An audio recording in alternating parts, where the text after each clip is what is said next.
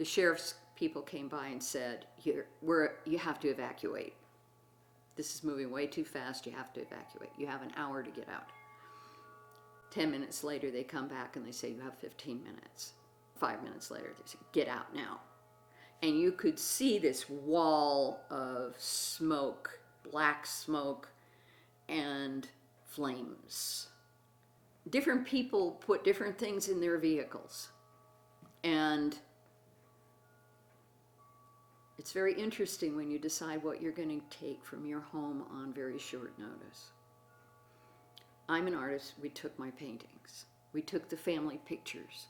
Some other people took the deeds to their houses and their insurance papers and stuff. We didn't do that.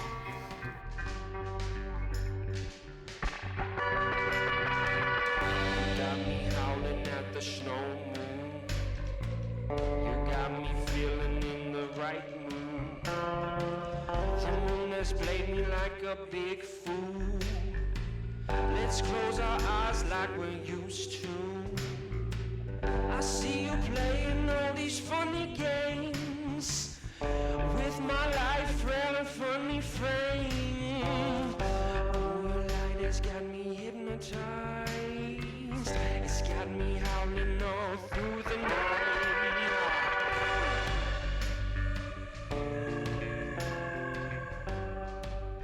June 17th, 2001. Beautiful day, hot, dry. That morning I had to go to Truckee, and on the way up there I saw just a small plume of smoke there above Hurstville. And I didn't think too much of it because, you see those things once in a while. And by the time I drove back an hour or so later, that plume of smoke had some fire in it. I sat down to eat lunch and I looked from Reno in this direction and I could see a plume of smoke and I knew right where it was coming from. But by the time I got my stuff together to come out and do whatever I might be able to do to protect my house, the highway was closed because that fire had just come down both sides of the canyon and they closed the freeway. I was out here working, doing flowers, and Roger was watching golf, and a sheriff came up the road, and I heard this noise, and it was he was talking through the microphone, saying, "Everyone must evacuate."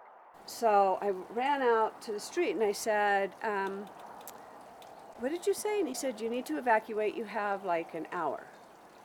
And I said, "Well, I don't even see anything." He said, "Ma'am, the freeway is on fire." So I ran into the house. We started packing things. About 10 minutes later, comes through again. "You have to leave in half an hour." Comes through again. "You have to leave now." You've got to leave. And at that time, we looked to the south, and the sky was just as black as anything you could see. And the heat, even though it was still a mile or two away, was just intense. Any thoughts I might have had about staying here with my garden hose and keeping things wet was just, you suddenly realize that that's just not going to happen.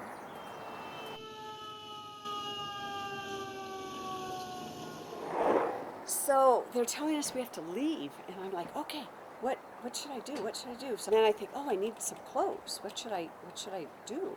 So I get my suitcases, and I'm opening up my drawers to figure out what clothes I should bring, and I'm like counting my underwear, like if I'm going on a trip. And I'm going, what am I doing? I just started smashing clothes and anything I could think of, and none of it made any sense at all. When I came back home and unpacked, I was like, what was I thinking? I took the dog from next door that was not a nice dog. But I got him in the car with our dogs. And they sent us to Verdi, except the guys in town had other ideas. So they stopped on the other side of the river, parked over there, and watched the fire. Almost a truck for every house. They filled the place up with fire trucks. But what happened, the fire was raging down, and Bronco Canyon, just upstream, had created such an intense fire when it burned up there. It had really high fuel loading. It got so hot that it actually created a suction that pulled the fire back that way, away from Floriston. that combined with heroic effort of about 5 helicopters doing a constant circle that kept just minor damage. My brother Darren on the other side of town, he had lost a van and a couple other things. We have to thank Darren View. What he had done was one of the things that saved the town. He had cleared the brush. His house is on the south end. There's Chuck and Debbie's, and then Darren's house is a little uphill from them.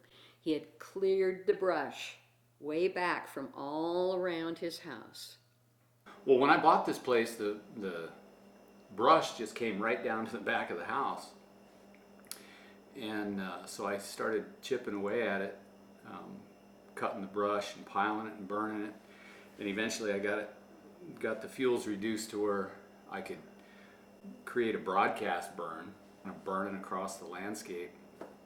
And it was a little bit edgy, and the neighbors were a little nervous about it, which they had cause to be.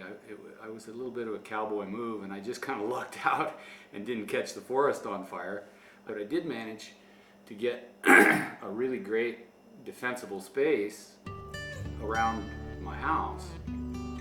Really wonderful archaeological discoveries was after the Martis fire, because normally and now even you can't throw a dime through the brush that grows up there. But after the Martis fire, it was moonscape. There was nothing but little black sticks, and we were able to find a town. Basically, it was a maintenance town, and it was where 2 log flumes came together out of 2 different drainages and joined into one, which came straight down into Floriston. And all along this trail, there was little maintenance. There would be a little cutout on the hillside, and a stack of tools, and nails, and some dishes, and it was just amazing what we found up there. This was their tool of choice up there.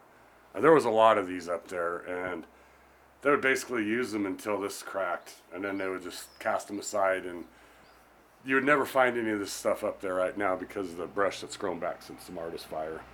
I know, those are, you can imagine, yeah, we packed down all kinds of shit from up there. Way over here, this is outside now. These were recovered on the Martis fire. When these would wear out, they would take them and they'd knock holes in them. They'd break them apart, knock holes in them, and patch the flume with them, and there was numerous of those up there. One of the other things about the Martis fire was that after it was put out, of course there's a bunch of dead standing timber close to the road here. So I started harvesting logs from it and making log decks, and started milling lumber out of the timber that came from those burned logs. And I built a lot of stuff out of it, but if you look around this house, all the pine trim on these windows came from the Martis burn. The initial reaction was just one of, like waking up from a dream and wondering if this was even real, because, you're going around and you're touching your stuff and you're looking at it. It didn't even look like anything had happened. There wasn't like thick piles of ash anywhere. The wind had just blown it all through. And it was just, it was surreal.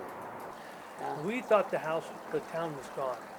We thought that fire was so big, it was coming straight down the canyon. After 120 years, all these little workers' houses setting up on the Truckee River would disappear. But didn't happen. Didn't happen. Fire people came in and saved us.